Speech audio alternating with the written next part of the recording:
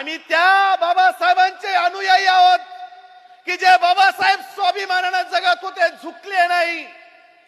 पुण्याच्या कराराला जेव्हा महात्मा गांधीजींना भेटायला आले तेव्हा काँग्रेसच्या नेत्याबरोबरच्या बैठकीला बाबासाहेबांनी त्यांनी दिलेला चहा सुद्धा पिले नाही.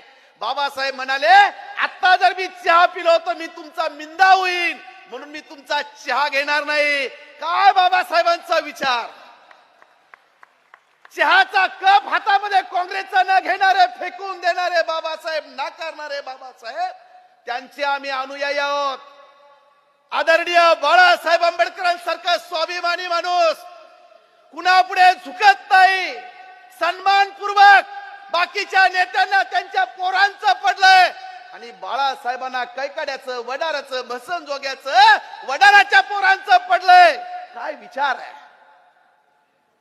अशा नेतृत्व सोबत आम्ही राहिलो पाहिजे, स्वाभिमानाने जगलो पाहिजे. दादागिरी दादागिरी अनिल अण्णाने सांगितलं, कुणाच्या जीवावरती दादागिरी करतात. कुणाची पोरं असतात दादागिरी करायला, तुमची आमचीच पोरं असतात. आमची पोरं बाजूला गेली तर घरातनं बाहेर सुद्धा पुढारी निघणार नाही. इथून पुढच्या काळामध्ये दादागिरी, इथून पुढच्या काळामध्ये आमची ताकद फक्त आमच्या माणसासाठी वापरू. आम्ही काही झालं तरी चालेल. स्वाभिमानाने जगा. आमची कुटुंब, आमची चूल आम्ही पेटवतो. नजरेत नजर घाला. समोरच्या किती गावातला गावगुंड असला, पक्षाचा पुढारी असला तर नजरेत नजर, छातीला छाती लावा. गुलामासारखं जगू नका. आमचा एक शायर म्हणतो, गुलाम बनकर जिओगे तो लात मारेगी ये दुनिया.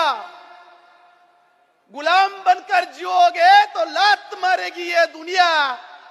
नवाब बनके जिओगे तो सलाम ठोकेगी ये दुनिया.